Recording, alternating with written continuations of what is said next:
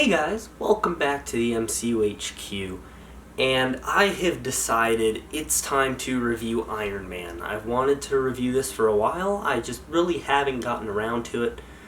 I am considering reviewing all of the MCU movies before Black Widow comes out.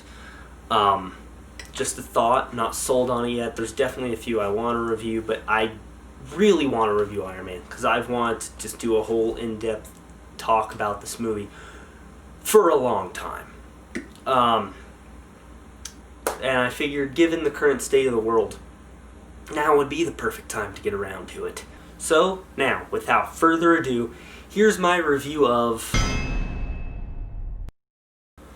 Okay, Iron Man was directed by Jon Favreau, and it was released in 2008. God, 12 years ago. It has gone by really quick. It kickstarted the entire MCU, and there is a reason it's still talked about today. It's really damn good. So there's a lot to discuss with this movie, so I've broken it down. So let's just start with the cast. The entire cast is phenomenal. Of course, we have to start with Robert Downey Jr. as Tony Stark. He is Tony Stark. Kevin Feige said it himself. He is on the list of people who can never be replaced.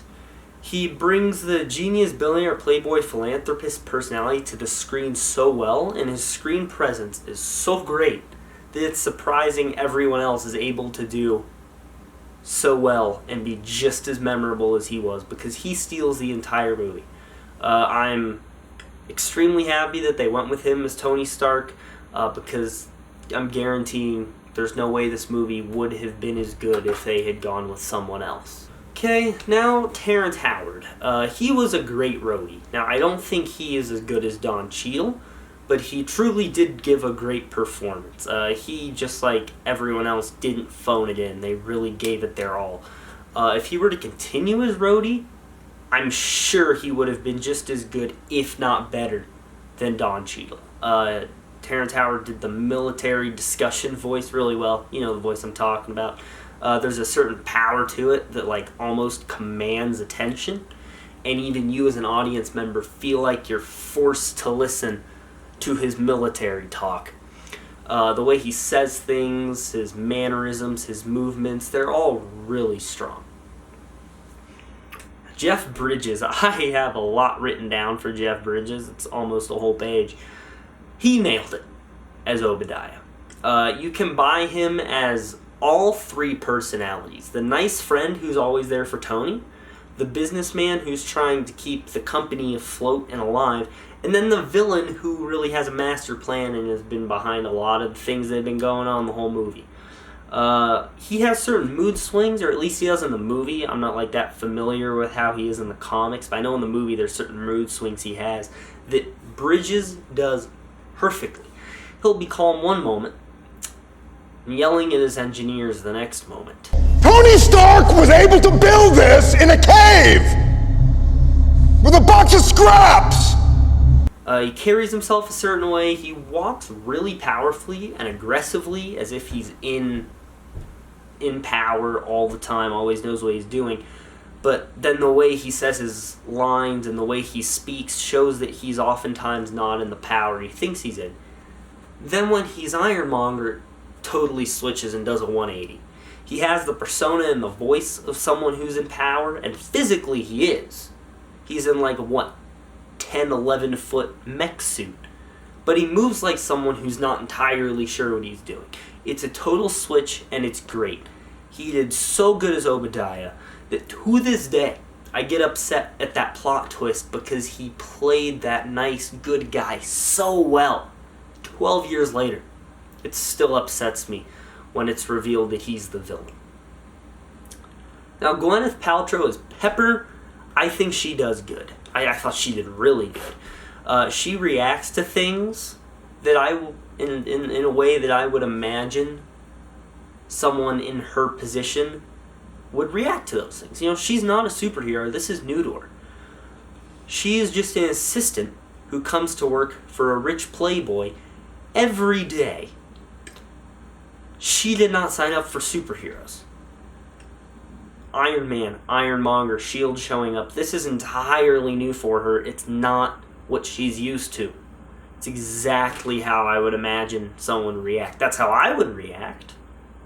So, and even the background characters do well in this movie. Samuel L. Jackson in the post-credit scene came in to shoot on a Saturday. He did great for his, 3 lines of dialogue he had. There's a lot of emotion and power behind him. He, just like Terrence Howard, he commands attention when he talks. Every line he says, punctual, vocal, dominant. Clark Gregg as Phil Coulson in his few scenes seems energetic. He seems energetic. He seems like he's having fun. He seems like, he enjoys being that kind of like mid-level SHIELD agent who's just kind of in this world, and he's so mesmerized by the fact that all of it exists. Raza, everyone who plays a terrorist, all of them do so good, lines or not. It's phenomenal. Everyone brought their A game in terms of acting in this movie. And every actor has great chemistry. Everyone plays off each other so well that the lines don't feel scripted. It feels like natural conversation. Probably because it is. It's amazing this movie is as good as it was, considering it doesn't have a script. They had set the release date beforehand, and so the studio figured that would give plenty of time to write a script and shoot a movie. But it went through so many changes. There were versions with Crimson Dynamo, the Mandarin, so many different villains, different plot lines, that by the time they started shooting, they didn't have a script. It went so many discards, so many changes, so many rewrites. All they had when they were shooting was an outline. And a few things that they would probably want you to say. So they would have, the people who were on the writing team, they were there on set. They didn't have an official script, but they had written out, how the characters would act. So if someone would say something, they'd say, that's not quite right, and then they'd figure out a way to tweak it.